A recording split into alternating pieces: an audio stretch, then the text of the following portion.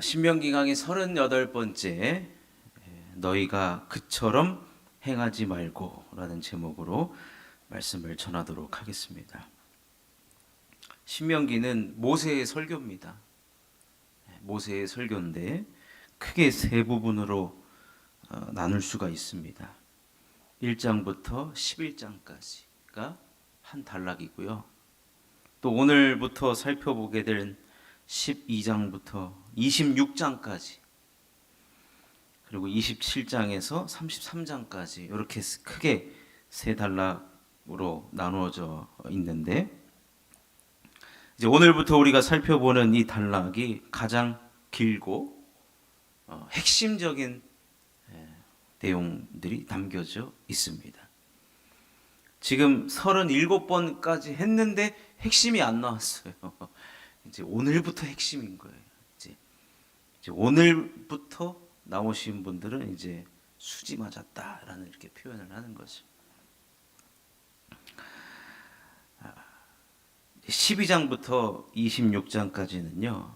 어떤 내용이 주로 담겨져 있냐면 이제 11장까지의 내용은 하나님이 이스라엘 백성들을 어떻게 이끌어 오셨고 또 어떤 우리가 존재이며 또 하나님이 얼마나 우리를 사랑하는지 그런 것들을 이야기를 해줬는데 이제는 그것에 대해서 우리가 어떤 반응을 해야 하는지 실천적인 부분이에요.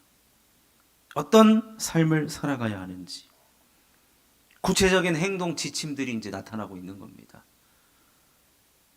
그래서 근데 이것은 기계적으로 하라는 게 아니에요. 하나님께서 우리를 출애굽시키셨어요. 그 근거가 뭐였습니까? 우리를 사랑해서요. 그럼 사랑받는 자녀예요, 우리가? 그럼 사랑받는 자녀가 보여줘야 될 행동, 구체적인 행동, 그것이 12장부터 나타나게 됩니다. 그럼 구체적인 행동에 따른 구체적인 복도 하나님 반드시 언급하고 계십니다. 그래서 믿음 있는 행동을 보이라 이 말입니다. 믿음 있는 행동을 보여라. 결국에는 거꾸로 얘기하면 이 사람이 믿음이 있는지 없는지 우리가 어떻게 합니까? 예수님 말씀하셨어요. 열매로 알리라. 신명기는 행동으로 알리라. 행동이에요, 행동. 자, 그래서 오늘 12장 1절은 이렇게 시작을 합니다. 내 조상의 하나님 여호와께서 내게 주셔서 차지하게 하신 땅에서 너희가 평생에 지켜 행할 규례와 법도는 이러하니라. 평생에 지켜야 한다는 거예요. 평생.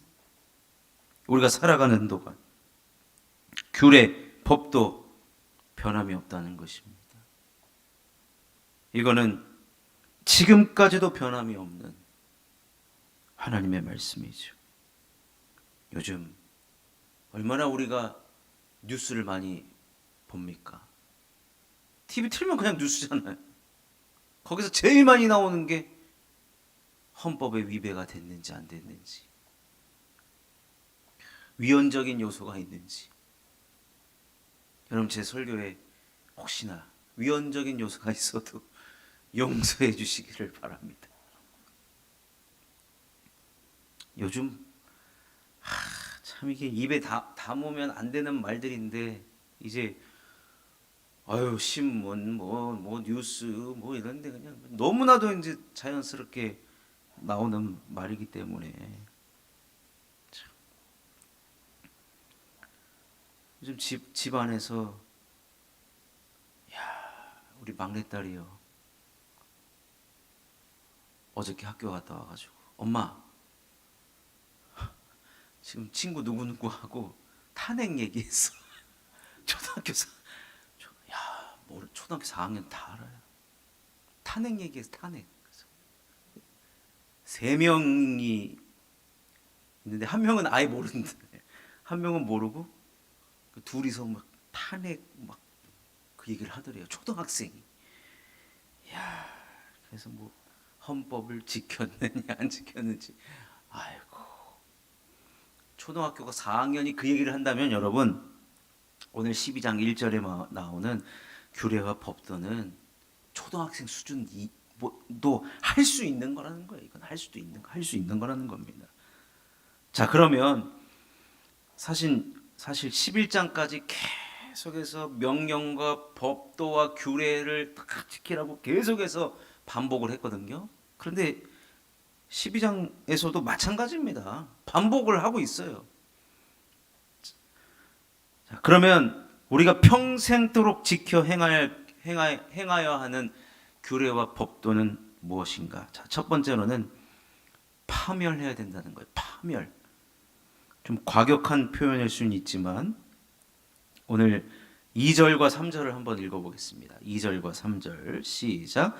너희가 쫓아낼 민족들이 그들의 신들을 섬기는 곳은 높은 산이든지 작은 산이든지 푸른 나무 아래든지를 막론하고 그 모든 곳을 너희가 마땅히 파멸하며 그 제단을 헐며 주상을 깨뜨리며 아세라상을 불사르고 또 그 조각한 신상들을 찍어 그 이름을 그곳에서 멸하라.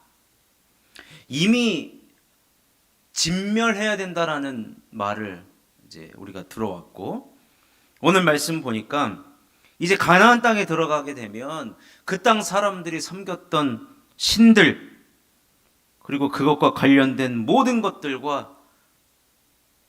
대해서는 단호해야 된다는 거예요. 타협해서는 안 된다는 겁니다. 단호한 이별을 고해야 한다는 것입니다. 왜 이렇게 말씀하셨는가? 우리가 이스라엘 백성들의 과거를 보면 금방 유혹당합니다. 마음 먹어도 그것을 보면, 그것을 들으면 금방 유혹당합니다. 그래요, 여러분, 귀가 얇아요. 저쪽에서 뭐가 막 벌어졌다더라.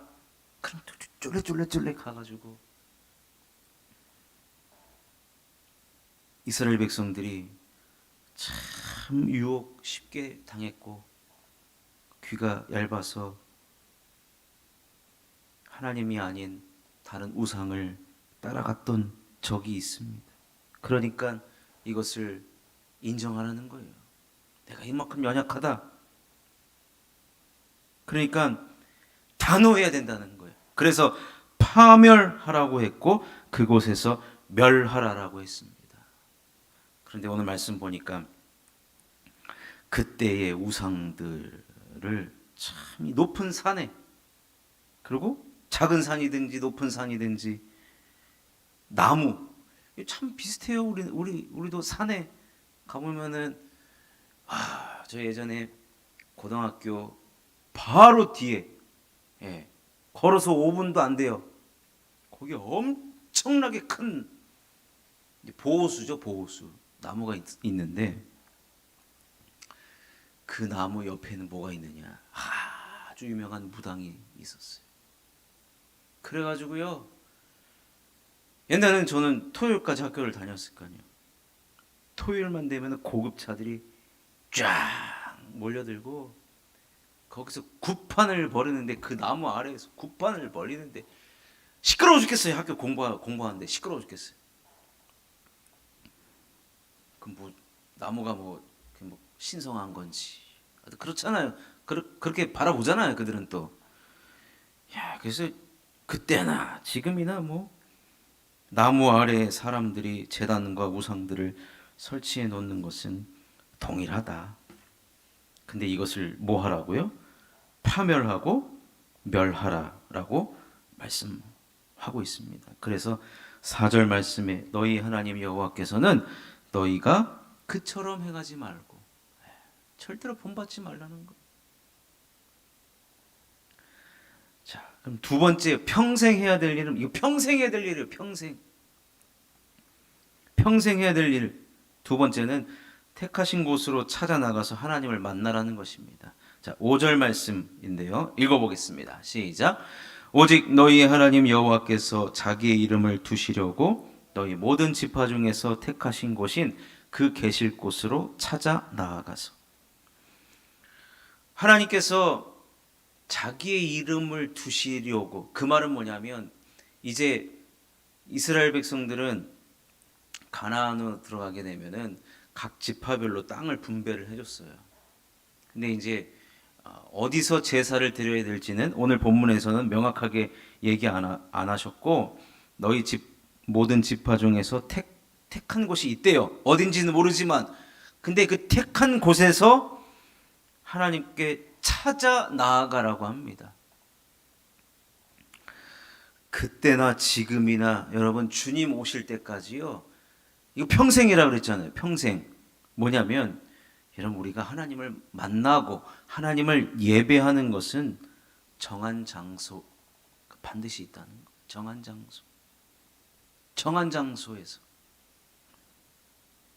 그러니 이 코로나가 하여튼 이런 분위기를 다 망쳐 놓긴 했습니다만 예배는 정한 장소에서 드리는 거예요. 정한 장소. 그리고 찾아 나아가래요. 예를 들면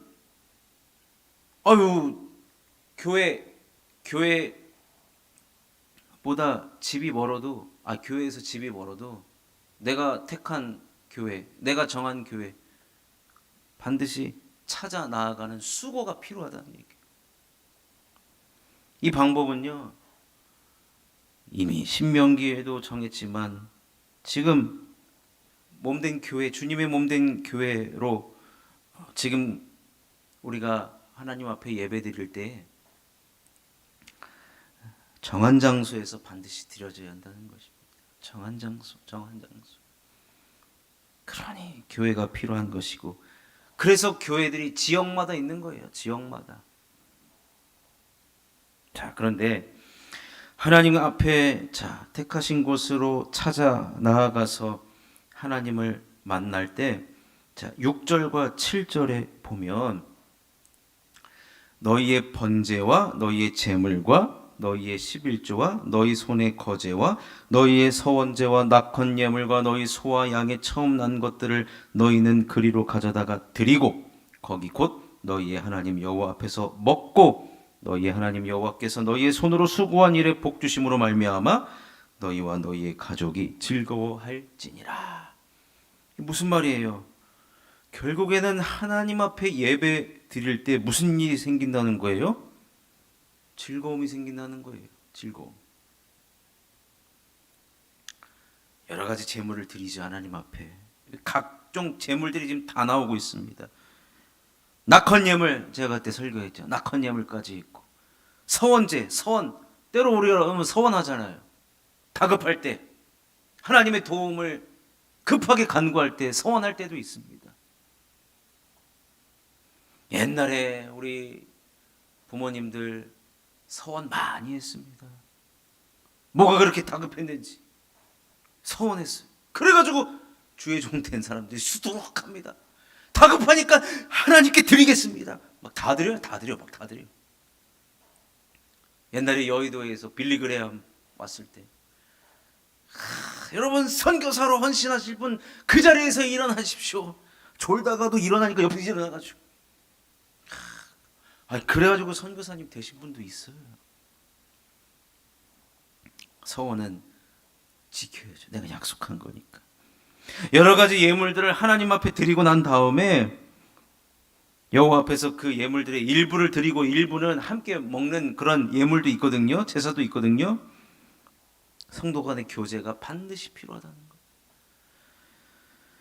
하나님 앞에 예배만 드리고, 그러니까 예배와 우리로 말하면 이제 셀 모임, 소그룹 안에서의 그 성도 간의 교제는 반드시 필요한 겁니다. 반드시 필요한 거예요. 자, 그리고 나면 하나님께서 거기서 어떤 복을 주시냐면 너희의 하나님 여호와께서 너희의 손으로 수고한 일에 복 주심으로 말미암아. 여기서 수고한 일이 뭡니까? 내가 재물을 가지고 와서 하나님 앞에 드린 그 손이, 그 수고, 하나님은 그것을 복 주신다는 거예요. 하나님 입 싹 닫고, 그거는 예배의 재물이 필요한 거 당연한 거예요. 하나님 당연하게 받지 않으셔요. 그 손에 수고한 걸 하나님 기억하신다니까요. 이 예물이 어떻게 드려지는지 그런 거 보면요, 여러분, 우리가 드려지는 모든 예물에는 하나님과의 나만의 스토리가 반드시 있어야 한다는 겁니다. 기계적으로 여러분 우리가 예물 드리는 것 절대로 아니라는 거예요. 오늘 본문을 보면 율법적으로 내가 얼마를 벌었으니까 11조를 딱 이렇게 떼서 이렇게 드려야 되는 기계적으로 그런 예물이 아니라 정말 하나님 이번 달은 너무 힘들었습니다. 이거 쓸 것 많고 저거 쓸 것 많은데 그래도 정말로 눈물로 이번 달은 하나님 앞에 드립니다. 하나님 기억하신다는 거예요. 그 너희의 손으로 수고한 일에 복 주심으로 말미암아 복 주신대요. 그러면 어떤 일이 벌어집니까? 너희와 너희의 가족이 즐거워할지니라. 잘했네. 하나님 앞에 예물 드린 게 이렇게 잘한 일이었구나. 제가 예전에 예배에 대한 공부를 하다가 미국에 있는 교회들이 어떻게 예배를 드리는가 궁금했어요. 그런데 지금은 뭐 미국은 아직도 뭐 백인만 다니는 교회, 흑인만 다니는 교회 아직도 그래요. 그런데 그 교회는 백인만 아니 흑인만 다니는 교회, 흑인만. 근데 흑인만 다니는 교회인데 한 번 예배 드릴 때 막 한 2, 3천 명이 같이 예배를 드려요. 막 진짜 찬송 한 번 하면 난리가 납니다. 교회가 막 뭐냐 그 흑인들의 그 특유의 그 소울 있잖아요.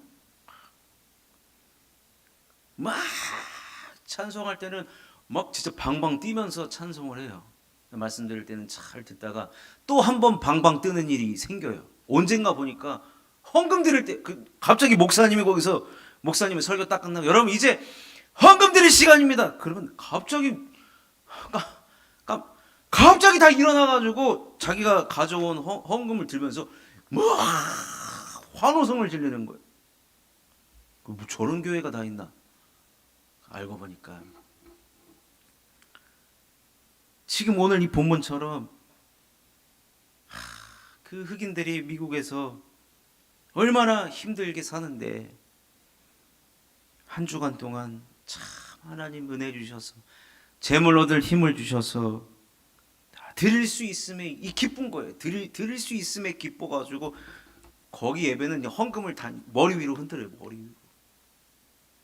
우리나라 정서하고는 전혀 안 맞죠. 제가 그때 한참 고등부 사역할 때인데 이 영상을 보여주고 여러분 우리 고등학생들한테 여러분 우리도 한번 해봅시다 그랬더니 애들이 시킨다고 해요? 안 하죠? 목사님 하지 마요. 목사님 다음부터 그런 거 하죠. 시키지 마세요. 뭐. 알았다. 여러분 우리는 하나님 예배하는 게 복이라는 거예요. 그것이 우리들에게 기쁨이고 즐거움이라는 이것이 평생 되는 거예요. 평생 예배 왔을 때 이 복을 누리고 즐거움을 누리는 것. 자, 오늘 마지막 세 번째는 우리가 평생 지켜야 할 명령과 규례가 뭐냐면 소견대로 하지 말라는 거예요. 소견대로. 자, 8절을 읽어보겠습니다. 시작. 우리가 오늘 여기에서는 각기 소견대로 하였거니와 너희가 거기에서는 그렇게 하지 말지니라. 오늘 여기는 어디냐면 광야의 광야. 광야에 오기까지 이스라엘 백성들은 출애굽을 했음에도 불구하고 항상 그 마음이 노예의 근성을 절대로 버리지 못했습니다. 노예의 근성.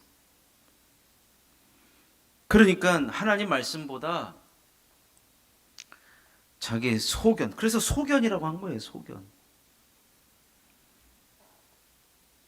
근데 신명기에서 계속해서 언급하고 있는 것 중에 하나가 무엇이냐면 하나님이 우리를 출애굽시킴으로 인해서 우리의 신분이 바뀌었다. 그래서 가나안 땅에 들어가면 이제 주인 자격으로 들어간다라고 말씀하셨거든요. 계속해서 반복을 해요. 그럼 가나안 땅의 주인 자격으로 들어가면 진짜 막 떵떵거리고 막 팔자걸음으로 다니고 막 이렇게 뒷짐지고 걸음걸이 하라 그런 얘기가 아니라 그 땅의 주인 된 자격으로 가지만 결국에는 우리의 주인은 하나님이시라는 것입니다. 그 주님의 말씀을 들으라는 거예요. 소견대로 살면은 광야에서 소견대로 살다가 어떻게 됐습니까? 40일을 가는 거리를 40년이 걸렸어요. 인생을 허비하게 된다는 거예요. 여러분, 하루하루가 얼마나 소중합니까? 하루하루가 여러분 소중하지 않습니까? 그런데 40년을 허비했다. 소견대로 하다 보니까. 근데 너희가 거기에서는 그렇게 하지 말라는 거예요. 소견대로 사는 인생은 당장은 잘 사는 것 같아 보이고 당장은 좋은 결정을 하고 선택을 한 것 같아 보이지만 뭐예요? 빙글빙글빙글 쳇바퀴 돌듯이 돌고 도는 인생밖에 되지 않는다는 거. 손에 남는 건 하나도 없다는 거예요. 빈털터리 인생이라는 겁니다. 그래서 40년 동안 뱅글뱅글뱅글 돌면서 이스라엘 백성들에게 있어서 나타났던 가장 큰 뭐라 그럴까요? 질병이라 그럴까요? 그들에게 안식이 없었어요. 안식이 없었어요. 그래서 9절에 안식이라는 단어를 쓰고 있습니다.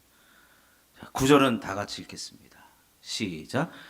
너희가 너희 하나님 여호와께서 주시는 안식과 기업에 아직은 이르지 못하였거니와 너희가 요단을 건너 너희 하나님 여호와께서 너희에게 기업으로 주시는 땅에 거주하게 될 때에 또는 여호와께서 너희에게 주위의 모든 대적을 이기게 하시고 너희에게 안식을 주사 너희를 평안히 거주하게 하실 때에.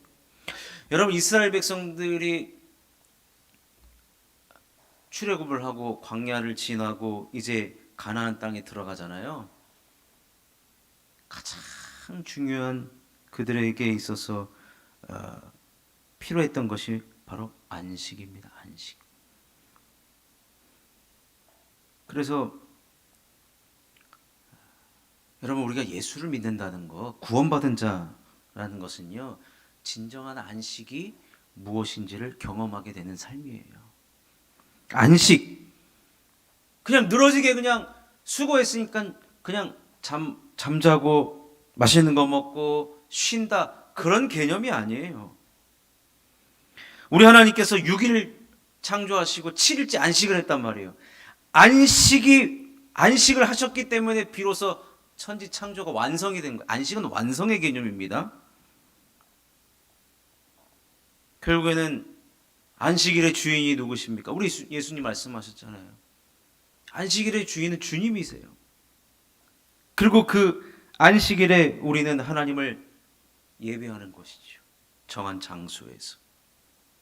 그러니까 오늘 평생 우리가 지켜야 하는 법도와 규례는 우상을 섬기지 말라. 결국에는 유일하신 하나님을 섬기라는 것이고 그 하나님을 택하신 곳에 가서 만나라는 것이고 결국에 안식을 이야기하는 것은 예배하는 삶을 가장 먼저 지금 언급하고 있는 것입니다. 예배하는 삶이에요. 이것을 위해서 하나님은 가나안 땅으로 이스라엘 백성들을 인도하는 것입니다. 왜요? 하나님을 예배하는 백성으로 우리가 부름받았기 때문에 그래요. 하나님께서 여러분들을 예수 그리스도를 십자가에 못 박히게 하심으로써 구원하신 이유가 뭐냐? 우리가 해야 될 일은 뭐예요? 예배하는 일에 힘써야 된다는 거예요. 예배하는 일에. 에베소서에 보면 우리가 과거에 어떤 존재였습니까? 본질상 진노의 자녀였고 하나님을 떠난 자였습니다. 그런데 우리 예수 그리스도로 말미암아 우리가 하나님과 화목을 이루었어요. 화목을. 그 말은 이제 우리가 예배하지 않았던 인생이 예배하는 인생 되었다란다는 것입니다. 안식을 추구하는 인생, 안식이 목표가 된 인생, 그것은 뭐냐? 예배라는 거예요. 여러분, 한 주간 삶이 우리가 어디로 향해 있어야 되냐면 주일 예배를 향해 있어야 된다는 거. 예배로 향해 있어야 된다는 거. 그것이 바로 소견대로 행하지 않는 것이고 하나님 말씀대로 살아가는 것이고, 그 인생이야말로 쳇바퀴 도는 인생이 아니라 목표가 명확한 인생, 완성되는 인생, 그것을 이 땅에서 계속해서 여러분, 1년에 52주가 있잖아요. 주일이 52번이 있습니다. 주일 밤이 지나면요, 제가 무슨 생각이 나냐면, 일주일이 이렇게 빨리 일주일이 이렇게 빨리 돌아오나. 시간이 너무 빨라요. 그런데 그 빠른 시간 동안 우리가, 세월이 쏜살같이 빠르지만 반드시 우리가 힘써야 되고 목표로 삼는 인생, 어떤 목표를 삼아야 되느냐? 예배하는 삶이라는 거예요. 결국에는 예배하는 삶이라는 거예요. 우리가 이러한 예배하는 삶을 살아가고, 그렇다면 진정한 안식이 우리들에게 찾아오거든요. 그래서 그거 12절에 진정한 안식의 모습을 지금 나타나고 있습니다. 너희와 너희의 자녀와 노비와 함께 너희 하나님 여호와 앞에서 즐거워할 것이요 내 성중에 있는 레위인과도 그리할지니 레위인은 너희 중에 분깃이나 기업이 없음이니라. 모두가 함께 지금 즐거워하는 모습이거든요. 결국에는 예배 안에 안식이 있고 그 안식 안에 즐거움이 포함되어 있다라는 것입니다. 하나님께서 이스라엘 백성들을 가나안 땅으로 사실은 얼마나 빨리 들여보내고 싶겠어요. 하나님 예배를 받으시는 분이잖아요. 근데 지금 40년이 지체가 됐잖아요.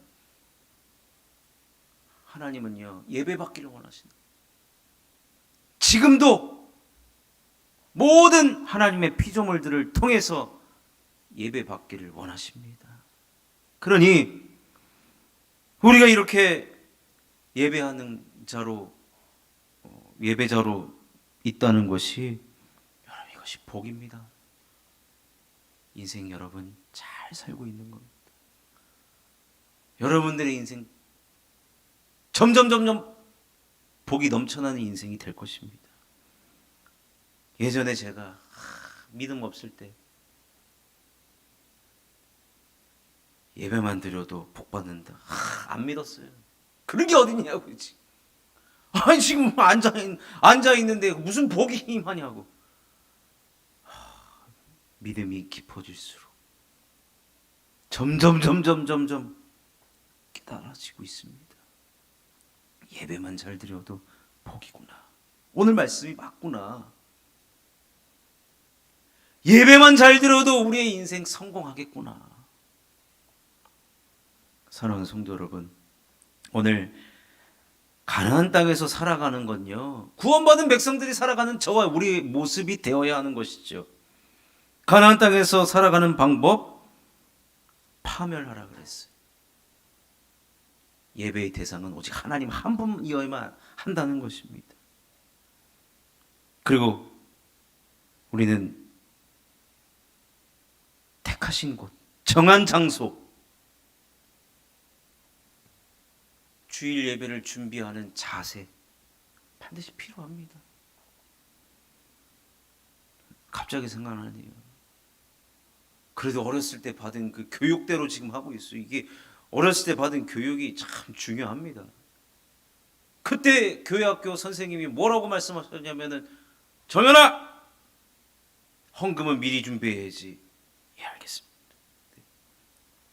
꾸깃꾸깃한 것들 막 펴거든. 정연아, 헌금은 빳빳하게 새 돈으로 준비해야지. 새 돈이 없으면은 책 사이에 껴놓고 빳빳한 돈으로 미리미리 준비하라. 그 습관이 아직까지도 들여져 있는 거예요. 참 너무 감사하죠. 그래서 토요일 날은 저는 주말의 명화 이런 거 안 봤어요. 못 일어나면 교회를 못 가잖아요. 너무 보고 싶죠. 잠은 안 와요. 실눈을 떠요. 엄마 아빠가 보면 그래도 봐요.